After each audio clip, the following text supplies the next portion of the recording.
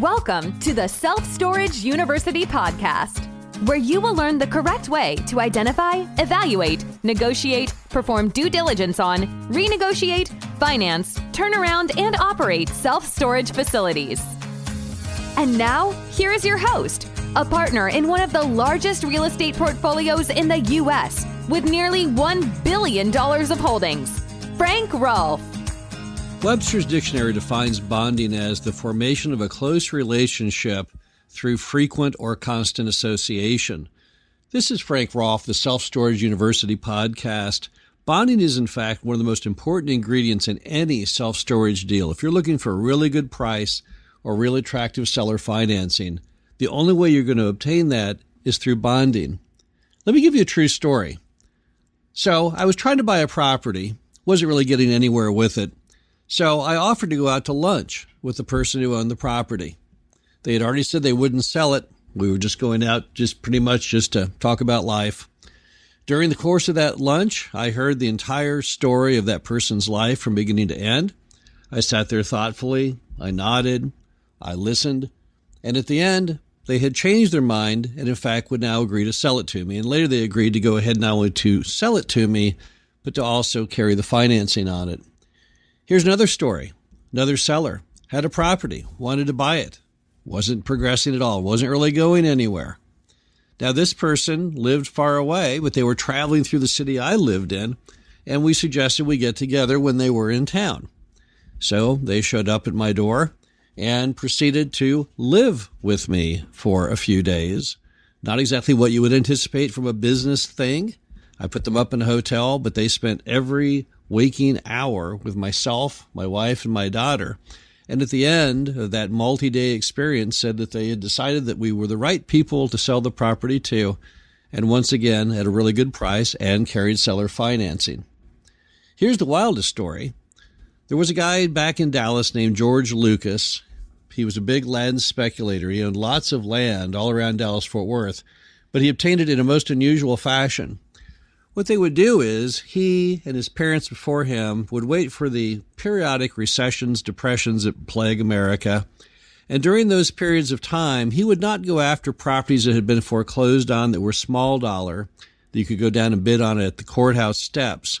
Instead, what he was shooting for were cases where he had researched the amount of the loan on big properties, and he would try and outbid the bank for them, figuring nobody else had the money to do that. Kind of interesting niche. So, in other words, he would look for a property that was valued at $2 million, but that had been the mortgage paid down for so many years, it might be down to $700,000 of remaining note, and he'd show up and bid $701,000, knowing the bank would only bid in their loan amount of $700,000. So, one day he was out there doing one of these auctions along Interstate 20 southeast of Dallas, and it was coming up time for the auction, and he was there, and the auctioneer was there, but the bank had not shown up. Then they saw a guy walking across the field from the other side of the property. It's a big undeveloped tract with chest-high weeds. The guy was walking up from the other side. As he approached them, they thought, well, that must be the bank. And in fact, it wasn't. It was someone who lived in a shack behind the property, and this person just came over to see why the guys were meeting, and more importantly, so he could look at George Lucas's Jaguar automobile that he had parked on the frontage road. So after they looked at the car for a while and the bank never showed up, Lucas told the auctioneer, well, you have to start the auction. That's the law. So the auctioneer started the auction. Lucas bid $10,000. Bear in mind, Lucas had intended to bid $500,000, but he bid $10,000, to which there was no other bid. So then he turned to the guy that had wandered through the field and said to him, why don't you bid? And the guy said, well, I don't even know what you're bidding for. Beyond that, I have no money. Lucas said, well, I think you should bid $10,001. The guy said, I don't know. What are you talking about? He said, just say $10,001. Just humor me.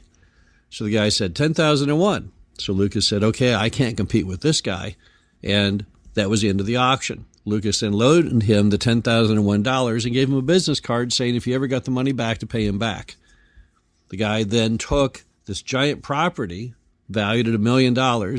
He was able to borrow against it, even though he had no credit at all, $50,000. And with the $50,000, he paid Lucas back the $10,000, and he built a small barbecue restaurant with the other $40,000 that is still in operation today. So what's the point of that story? Why would George Lucas do that? Here he was going to buy the property worth $1 million for only $10,000, and yet he let another guy do it. Why would you do that? Well, it's because he liked the guy. It's also because Lucas had cancer. In fact, he had stage 4 cancer at that point. He died not too long after that. But what's at issue here is that there's some things in life more important than just money. So for an older seller who's looking to not only sell the property, but they want to feel like something good came of it. And if they like you, they're more interested in doing it to help you, and they're even interested in carrying the paper, knowing you may have trouble getting financing. So how do you get bonding? If bonding is so powerful, then how do you obtain it?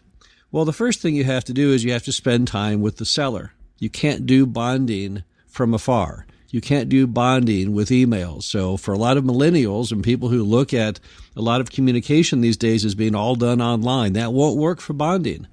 Bonding has to be done either in person or by phone.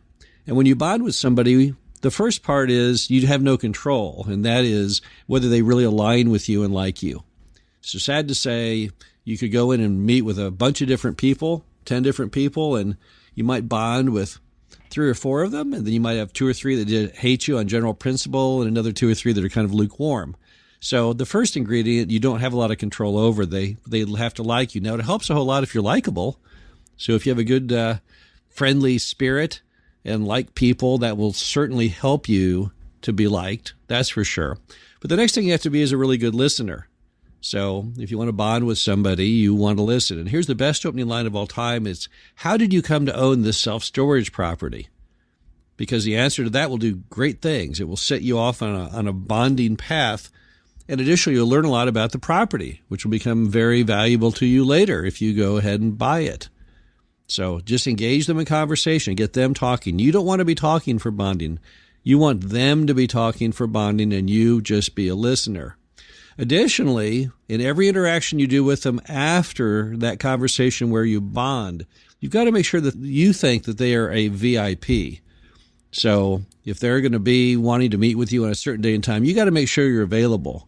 If you promise to be there on a certain day or time, then you need to be there early. Because at that point, they're still forming if they really like you or if they don't, and also if they can trust you or not. Because if you want to get seller financing, they have to trust you and feel confident you'll make the payments. But if you're a good listener, and if you either meet in person or by phone and spend plenty of time with the seller, then more than likely, you're going to be able to obtain bonding. And so what happens when you get bonding? There's 2 parts of bonding that are hugely attractive as a buyer. The first, a lower price, because the seller will not drive as hard a bargain when they like you. So that makes complete sense, right? So if they think you're a good person, then they're more than likely going to want to help you because they want to help a good person out. So that's the first item. The other one is seller financing. So much of real estate is possible to be done through seller financing, but people don't really understand it or push for it. So most sellers, if they were to seller finance today, would get an interest rate of 4 or 5%. They can only get 1% in a CD. And bear in mind, they have a first lien collateral position on a property. That is far better than anything they will get at A.G. Edwards. Just a sheet of paper if they were to go buy a junk bond from John Deere or something like that. Nothing that's worth anything. In this case, if you don't pay, they would get the property back, which they can then operate or they can resell. So when you figure that the seller can get 4 or 5 times more income from carrying than his other options, and much more safely at that, it makes complete sense that they would seller finance, but they won't unless they bond with you. They will not do it unless they like you, because they, again, want to think that they're helping you, but equally importantly, that they can trust you. Now, can you bond with everyone? No, you really can't. You can bond with moms and pops. It's really hard to bond with big companies. Big companies are much more impersonal. Also, they often have debt, which eliminates the ability for them to sell or finance. And it's just an attitudinal thing. They're always looking for the highest price. They're not normally looking to help people. So if you're going to bond, you need to be talking to original mom and pop owners of the storage facility. Often they're the original builders. Those are the people you can really bond with. They're typically from the greatest generation, or what's called the silent generation. Silent generation are those born between 1930 and 1945. Greatest generation, the generation before them, the folks that fought in World War II. That's a typical age category, but it doesn't always have to be that way. You can bond with younger people as well.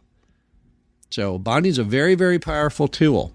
When you're out there trying to get deals and forge great deals, deals that have excellent pricing, excellent seller financing, typically about the best thing you can do is learn to bond. And it's so incredibly easy. It's such a powerful, powerful force, but one that we all have available to us, regardless of how much capital we have, regardless of our age. So if you really want to do great deals, think about doing some great bonding. This is Frank Roth, the Self-Storage University podcast. Hope you enjoyed this. Talk to you again soon. Thank you for listening to the Self-Storage University podcast. Be sure to visit us at ssupodcast.com, where you can learn the correct way to identify, evaluate, negotiate, perform due diligence on, renegotiate, finance, turnaround, and operate self-storage facilities.